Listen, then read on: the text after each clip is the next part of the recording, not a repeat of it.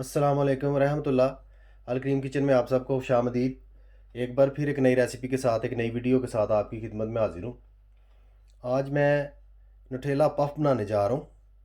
नहायत मज़ेदार बनते हैं, क्रिस्पी से, खाने का बहुत मज़ा आता है।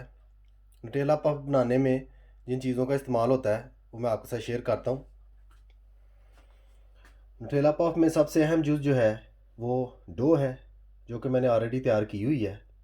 डो की वीडियो जो है अलहदा से भी मैं अपलोड करूँगा। आप उसमें आसानी से देख सकते हैं कि डो जो है वो किस तरीके से तैयार की जाती है। ये डो जो है आप किसी पर्पज़ के लिए भी इस्तेमाल कर सकते हैं बेकिंग में, अगर आपने बेकरी से रिलेटेड कोई भी चीज़ बनानी है। इंशाल्लाह वो मैं ज़रूर अपलोड करूँगा। फ़िलहाल एक अदद बड़े साइज़ का पेड़ा लेना है। एक पाव के करीब ये मैदा था, ऑल पर्पज़ फ्लावर, उसको मैंने डो में तश्कील किया। एक अदद अंडा, साथ में नटेला। इन तीनों चीज़ों की मदद से मैं नटेला पफ जो हैं वो तैयार करूँगा। मेरे साथ ही रहिए और एंड तक देखिए कि किस तरीके से नटेला पफ तैयार किए जाते हैं। अभी हम तैयारी शुरू करते हैं पफ्स की। सबसे पहले मैं कुछ मैदा जो है इस तरीके से डालूँगा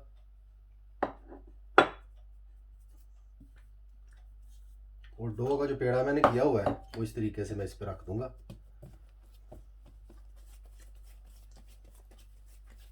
इस तरह से अच्छी तरह पेड़ा जो है उसको आपने तैयार कर लेना है।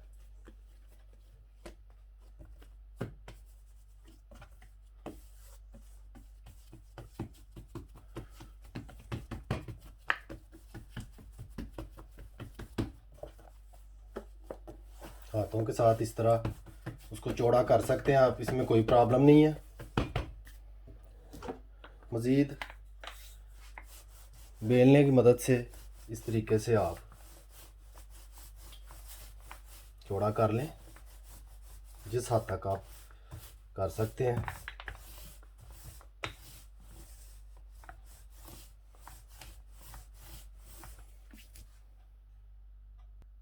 जब डो की रोटी आप अच्छी तरीके से बेल लें मुनासिब सी मोटाई में, जब आप समझें कि अभी तैयार हो गई है, तो आपने क्या करना है कि कोई भी चीज़ लेकर, कोई कप ले लें, गिलास ले लें, या ऐसी कोई चीज़ गोल जिसके साथ आसानी से आप बीच में से एक छोटी सी टिकिया सी जो है उसको निकाल लें। फॉर एग्ज़ाम्पल मैं ये कप यूज़ कर रहा हूँ आपके आसानी के लिए। इस तरीके से बीच में से मैं एक टिकिया जो है वो निकाल लूँगा। इसी तरीके से मज़ीद जो है मैं पीसेस तैयार करूँगा। आप देख सकते हैं माशाल्लाह बड़े आराम से और बड़े ही प्यारे पीस जो हैं वो गोलाई में तैयार हो रहे हैं। इसी तरीके से मैं तमाम पीसेस तैयार करके आपकी खिदमत में हाजिर होता हूँ और मज़ीद आगे आपको बताता हूँ किस तरीके से पफ्स जो हैं वो तैयार करने हैं। माशाल्लाह आप देख सकते हैं डो को छोटे छोटे गोल गोल पीसेस में मैंने यानी टिक्कियों में तकसीम कर लिया है। इस तरीके से आपने भी ऐसे ही कर लेना है, ना ज़्यादा मोटी रखनी है ना ज़्यादा पतली। अभी हम पफ जो है वो तैयार करते हैं कि किस तरीके से पफ हमने तैयार करने हैं।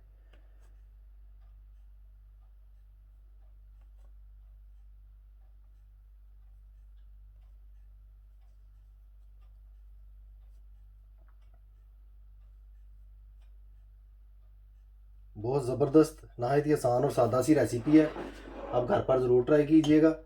अभी नटेला जो है वो मैं बीच में पहले ऐड करूँगा, ज़्यादा नहीं, टिक्कियों के हिसाब से आपने ऐड करना है, थोड़ा थोड़ा सा इस तरीके से थोड़ा थोड़ा सा ऐड करना है, ज़्यादा नहीं।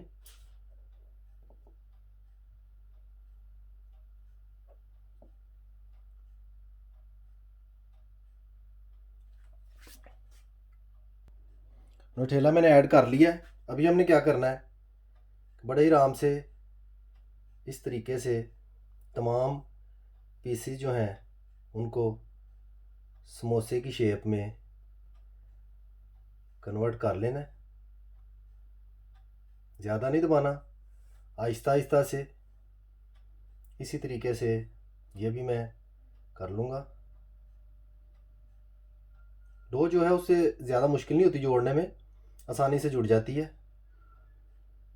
کیونکہ خمیر ہوتی ہے. اس لیے ایسے ہی تمام پیسز جو ہیں میں ریڈی کر لوں گا. تمام پیسز ماشاءاللہ آپ دیکھ سکتے ہیں کہ میں نے بند کر لی ہیں. آپ نے کوشش کرنی ہے کہ ان کی یہ جو گلائی ہے یہ بالکل خراب نہ ہو، ذرا آرام سے کریں، اتنے اچھے اور خوبصورت بنیں گے. اب ہم نے کیا کرنا ہے کہ ان تین پیسز کو ہم نے آپس میں جوڑنا ہے. کس طریقے سے جوڑنا ہے وہ بھی میں آپ کے ساتھ شیئر کرتا ہوں.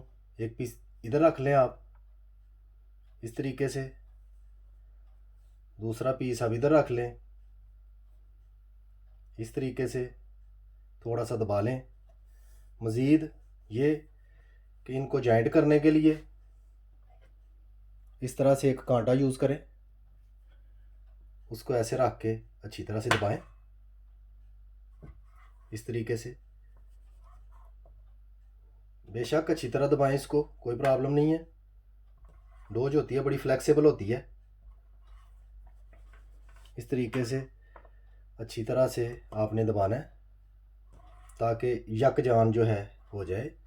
ان کے جوائنٹس جو ہیں، جوڑ ان کے جو ان سے ہیں وہ ایک جیسے ہو جائیں. ایسے آپ نے اچھی طرح سے دبا لینا ہے.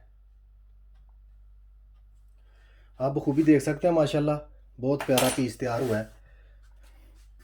یہ اس طریقے سے کچھ تیار ہوں گے. یہ ابھی اتنے خوبصورت نہیں لگ رہے، جب بیک ہوں گے پکیں گے، جب بیکنگ کے بعد جو ان سے نا یہ چیز آپ کو بخوبی اندازہ ہو جائے گا اس کا. اس کو میں سائڈ پہ کر لیتا ہوں. سیم اسی طرح ہی میں دوسرے پیسز بھی جو ہیں وہ ایسے رکھ کر آپس میں ان کو جوائنٹ کرنے کی کوشش کرتا ہوں اس طریقے سے. بالکل ویسے ہی آپ نے تمام پیسز جو ہیں وہ ریڈی کرنے ہیں جس طریقے سے میں کر رہا ہوں.